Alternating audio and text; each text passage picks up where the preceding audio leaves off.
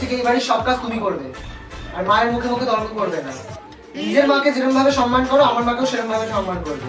শাশুড়ি মা, ফেলনা নয়। মনে থাকবে? ঘর মুছবে তুমি, রান্না করবে তুমি, বাসন মাজবে তুমি, কাপড় কাচবে তুমি, হেন তেন যা কাজ আছে সব তুমিই করবে, বাজারটাও তুমিই করবে। যাও এখান থেকে। ও মা, ঠিক বললাম না? এই তো আমার রক্তে সেচা আমার সোনা। ঠিক বলেছিস বাবা, এত সুন্দর জবাব দিয়েছিস বৌমাকে। ঠিক বলেছিস বাবা। তাহলে আমাকে 1000 টাকা দাও। হ্যাঁ বাবা, 1000 টাকা তো দেবো। 1000 কেন, তোকে আমি 1500 করেও দেবো। এইভাবেই শাসন করতে থাকবি সবসময়, মাথায় উঠতে দিবি না, ঠিক আছে?